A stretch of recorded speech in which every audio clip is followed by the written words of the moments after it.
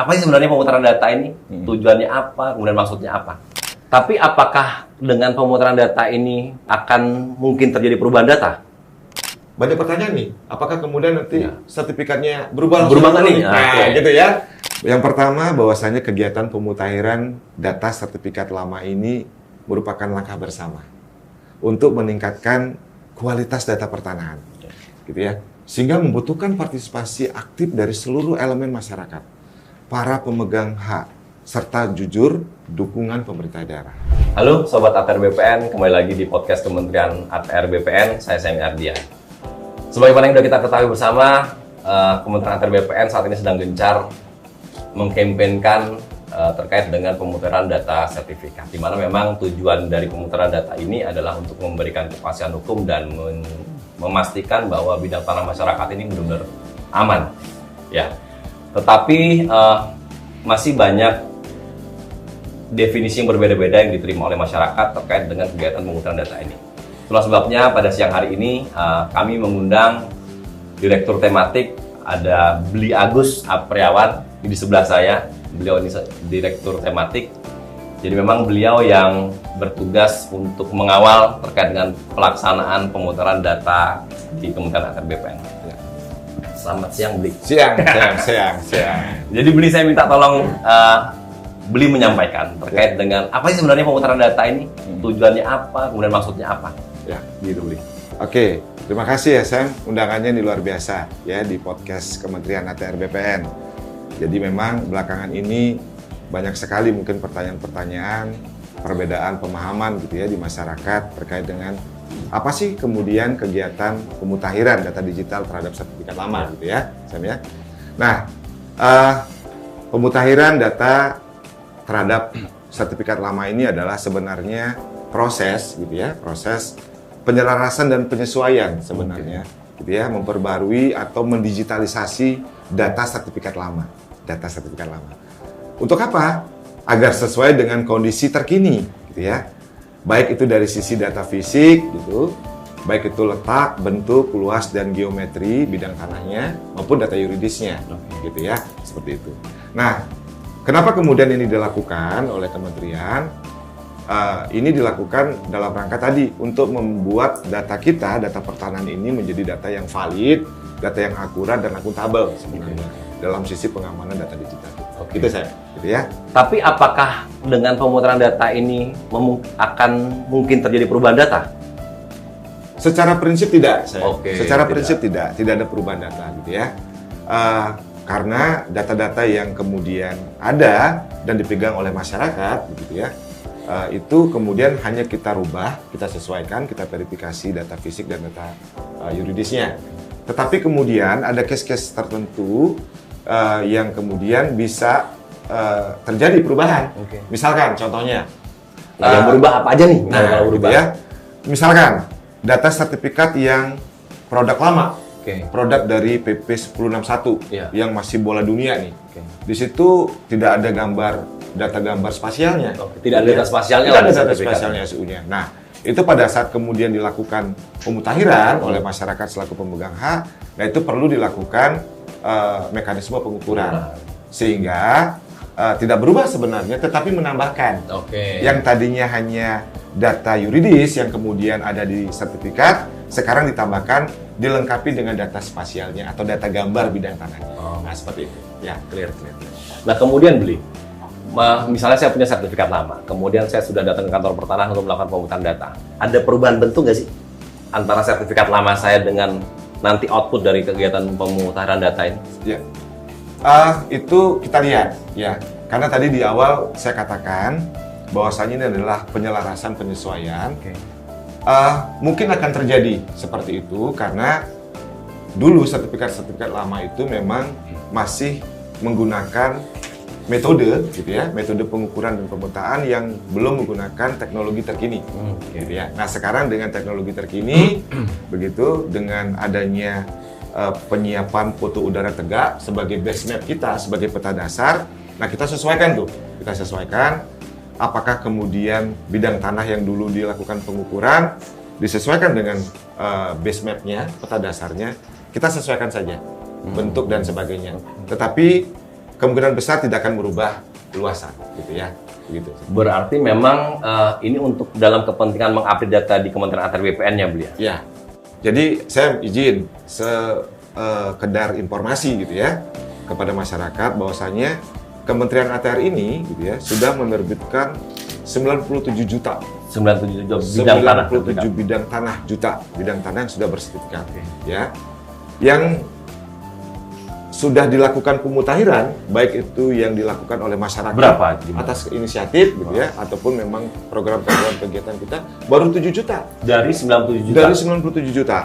Sehingga kemudian yang menjadi pekerjaan besar bersama kita ini gitu ya, itu adalah menyelesaikan yang 90 juta tadi. Untuk apa? Untuk mensegerakan data-data bidang tanah yang kita miliki gitu ya, itu kemudian masuk dalam sistem data pertanahan digital kita. Tujuannya apa? Karena kita itu masuk dalam jaringan informasi geospasial nasional dari 42 kementerian lembaga. Yang menghasilkan data spasial? Ya, untuk apa? Untuk mendukung kebijakan satu peta dan kebijakan satu data. Nah, itu kenapa kemudian pemutahiran data digital untuk sertifikat lama ini sehingga masuk dalam database data digital kita ini sangat penting. Gitu Sam ya? Ya. Nah, tadi kan beliau sudah menyampaikan nih manfaatnya dan tujuannya sebenarnya kegiatan pemutahiran ini. Misalnya saya warga masyarakat, saya punya sertifikat lama. Apa sih yang harus saya siapkan untuk saya memutarkan data di BPN itu apa? Apa aja yang kita siapkan? Jadi Bapak Ibu masyarakat gitu ya, Sam ya. Yang tadi yang saya sebutkan. Yang pertama adalah niat. Niat dulu ya. Kesadaran gitu ya. Nah, tinggal datang ke kantor pertanahan gitu ya, membawa sertifikat analognya yang lama yang warna hijau itu. Nah, nanti sampai di kantor pertanahan gitu ya, akan diarahkan menuju loket plotting. Ada loket plotting? Ada loket plotting. Di setiap kantor pertanahan ada loket plotting atau loket validasi. Namanya loket plotting atau loket validasi. Untuk mengajukan kegiatan pemutahiran data. Itu yang pertama. Kemudian yang kedua, masyarakat menyampaikan dokumen pendukung untuk dilakukan verifikasi tadi. Seperti yang saya sebutkan tadi. Ada KTP gitu ya, ada foto geotaggingnya gitu ya, dan sebagainya. Nah, kalau misalkan dari hasil plotting yang dilakukan oleh teman-teman petugas kantor pertanahan, ternyata bidang tanahnya belum terpetakan di dalam peta pendaftaran tanah kita yang berbentuk digital, berarti pemetaannya dilakukan berdasarkan data spasial pada surat ukurnya atau pada titik koordinat geotagging tadi, gitu ya. Diketemukan di situ, kita plotting. Nah, apabila nanti hasil plottingnya ternyata sertifikat yang dibawa itu, yang dibawa masyarakat, belum memiliki NIB, nomor identifikasi bidang, kita berikan NIB-nya langsung. Kita berikan NIB-nya langsung. Karena ini nomor unik nih, ya, karena satu bidang hanya memiliki satu NIB. Nah, yang terakhir, apabila ini sudah selesai, validasi data ini selesai, baik data spasial maupun data yuridis, selesai, nanti oleh teman-teman petugas kantor, itu akan diberikan stempel. Iya, di sertifikat lama, gitu ya, di stempel, dicap, gitu ya, di SU dan buku tanahnya sebagai bukti bahwasanya telah disesuaikan data antara data analog yang dibawa dengan data digitalnya. Gitu. Atau dengan kata lain ini sudah dimutakhirkan nih? Sudah dimutakhirkan. Kalau sudah di stempel berarti sudah dimutakhirkan. Gitu. Nah, terus saya bisa tahu bahwa bidang tanah saya sudah terplotting atau belum gimana? Caranya? Kita sudah menyiapkan sebenarnya kanal-kanal portal untuk publikasi, gitu ya. Karena kalau kita bicara tentang penyelenggaraan informasi geospasial tematik, ada unit penyebar luasan di situ, gitu ya, melalui publikasi. Masyarakat bisa mengaksesnya. Di mana? Melalui aplikasi Sentuh Tanahku. Aplikasi Sentuh Tanahku. Bisa di-download? Bisa, gitu ya. Kemudian bisa melakukan atau dicek di geoportalbumi.atr.go.id, atrbpn.go.id, ya. Tinggal dicek, gitu ya di situ. Itu gratis kok. Semua bisa, masyarakat semua bisa melakukan unduh dari aplikasi itu, kemudian melakukan melihat apa sih isi dari aplikasi itu. Dan yang paling penting, Sam, di aplikasi Sentuh Tanahku dalam rangka mendukung kegiatan sertifikat elektronik, di situ sudah disiapkan sebenarnya berangkas elektronik. Jadi masyarakat nggak perlu lagi, gitu ya, pegang-megang sertifikat analog ini. Kalau sudah dimutakhirkan dan menjadi sertifikat elektronik, nggak butuh lagi lemari penyimpanan sebenarnya. Karena di aplikasi Sentuh Tanahku sudah disiapkan berangkas elektronik. Jadi semua ada di belakang. Lebih aman. Semua lebih aman. Gitu, Sam. Oke. Iya. Luar biasa. Nah, gitu ya Sam. Jadi nanti setelah masyarakat datang ke kantor untuk melakukan pemutahiran, artinya menyesuaikan dan memutakhirkan datanya, banyak pertanyaan nih, apakah kemudian nanti sertifikatnya berubah nih? Nah, gitu ya. Nah, tidak, gitu ya. Kecuali masyarakat menginginkan pada saat itu dilakukan proses alih media. Namanya alih media, mengalih mediakan dari sertifikat analog itu menjadi sertifikat elektronik. Ini suatu proses yang berbeda. Proses berbeda. Gitu antara pemutakhiran data dengan alih media itu beda ya. Atau kemudian nantinya sama. Kalau misalkan masyarakat datang ke kantor untuk melakukan permohonan pelayanan atau menggunakan layanan kita, prosesnya dimutakhirkan dulu, nanti kemudian dialih mediakan, kemudian proses dari pelayanan yang diinginkan, nanti ujungnya terbit sertifikat elektronik gitu. Tapi sebenarnya kalau udah elektronik lebih manfaatnya lebih banyak loh buat masyarakat. Sangat gitu ya. Seperti yang saya sampaikan tadi gitu ya. Bahwasannya lebih aman, kemudian cara mendeteksinya itu lebih fleksibel, bisa di mana saja gitu ya. Dan keamanan dari dokumen itu juga tidak akan khawatir nanti kena bencana, kena banjir, dicuri orang, hilang dan sebagainya karena sudah tersimpan dalam berkas elektronik. Karena memang kan Kementerian ATR BPN sedang mengembangkan menambah jumlah layanan yang bisa dilakukan secara elektronik ya, yang tidak perlu masyarakat datang ke kantor pertanahan. Jadi harusnya ya sekalian prosesnya, jadi nggak ada ruginya karena akan banyak manfaatnya kalau udah jadi. Sangat banyak, benar saya gitu ya. Jadi harapannya adalah masyarakat bisa memahami bahwasanya itu prosesnya sekaligus sampai diterbit sertifikat elektronik. Itu akan lebih baik, gitu ya. Oke, ini Beli, yang jadi pertanyaan saya. Tadi Beli sampaikan total bidang tanah bersertifikat ada 97 juta. Sedangkan yang sudah termutakhirkan itu baru 7 juta. Apa sih usaha dari kementerian untuk mau lebih memasifkan ini sehingga proses ini bisa lebih cepat? PR-nya 90 juta loh ini. Benar. Gimana caranya, Beli? Jadi seperti yang saya katakan, ini bukan pekerjaan sendiri gitu ya, tapi ini adalah pekerjaan bersama.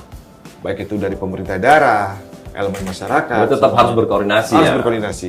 Yang penting adalah bagaimana kementerian kita mensosialisasikan sebenarnya bahwasannya ini menjadi penting gitu ya. Nah, yang kedua, kita sebenarnya banyak sekali kegiatan-kegiatan sudah dilakukan kementerian gitu ya.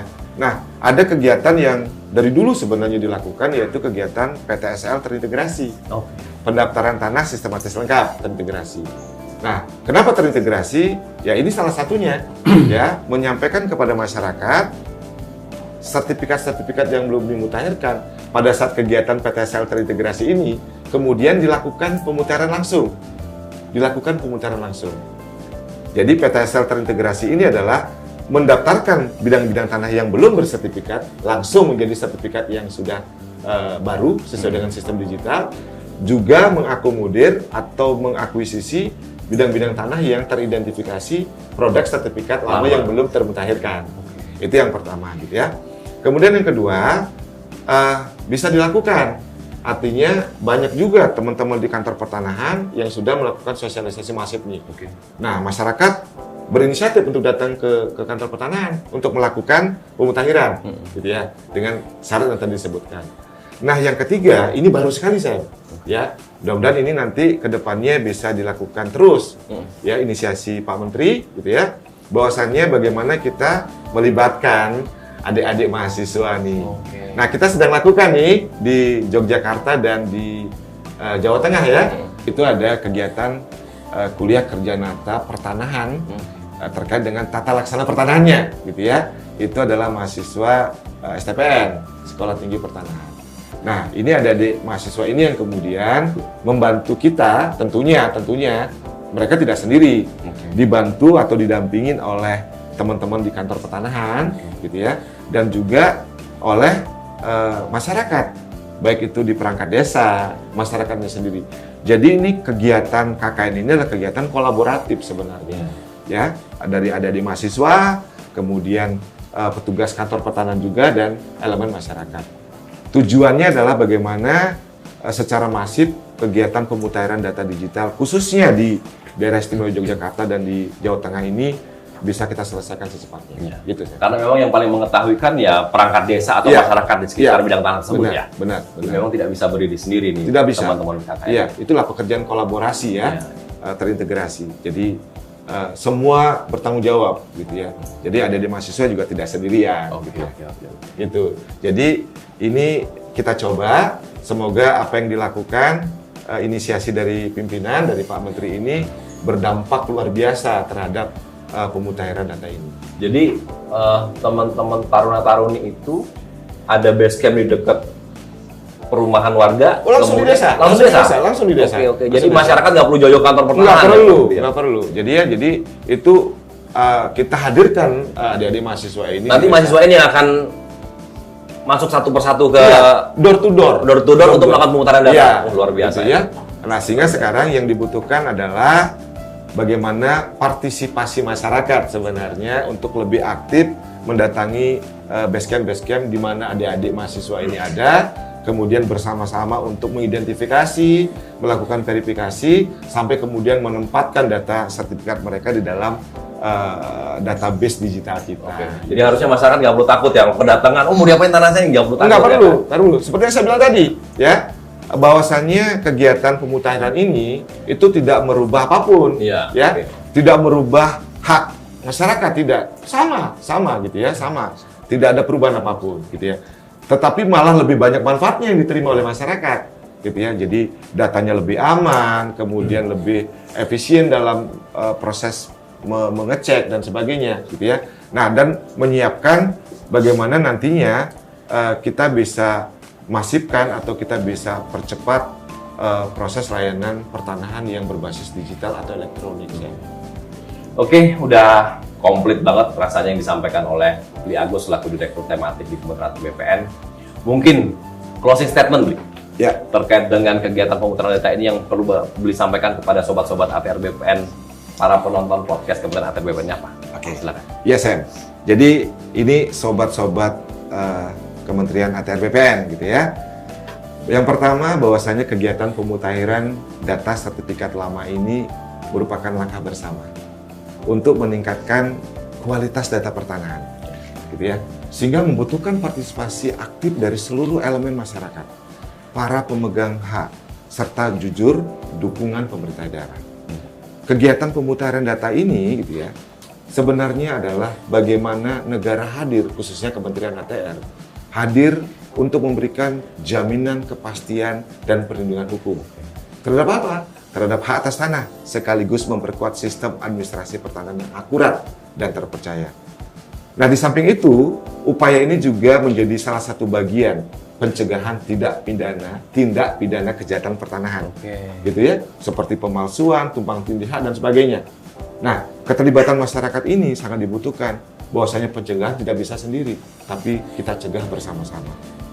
Nah, yang terakhir adalah kegiatan ini untuk mendukung implementasi kebijakan satu peta, satu data Indonesia dalam berbagai data tentunya. Nah, saya menghimbau, yuk kita bersama-sama ikut serta melakukan pemutaran ini guna meningkatkan kualitas data dan menjamin kepastian hukum untuk hari ini dan masa depan. Luar biasa, gitu ya. Terima kasih, Bu Agus. Jadi ya, para sobat ATR BPN, kita tadi udah sama-sama menyimak apa yang disampaikan oleh Pak Direktur Tematik, ini Bli Agus kalau saya manggilnya. Jadi memang nggak usah khawatir para sobat ATR BPN untuk melakukan pemutaran data. Karena apa? Karena negara melakukan ini untuk memberikan jaminan kepastian hukum dan perlindungan hukum kepada warga masyarakat, ya, untuk menghindarkan dari tindak pidana kejahatan pertanahan. Gitu. Nah, itu yang perlu kita pahami bersama. Karena memang kegiatan ini tidak akan terlaksana dengan bagus dan sukses kalau tanpa adanya kolaborasi dan kesadaran dari masyarakat semua. Ya. Mungkin itu podcast kita hari ini. Next kita bisa angkat topik-topik lain yang mungkin menjadi kekhawatiran para sobat ATR BPN. Kita akan jelaskan secara detail, kita akan kupas tuntas. Saya akan tanyakan langsung penjelasan lengkapnya. Teman-teman sobat ATR bisa menyimak langsung di podcast Kementerian ATR BPN. Terima kasih. Wassalamualaikum warahmatullahi wabarakatuh.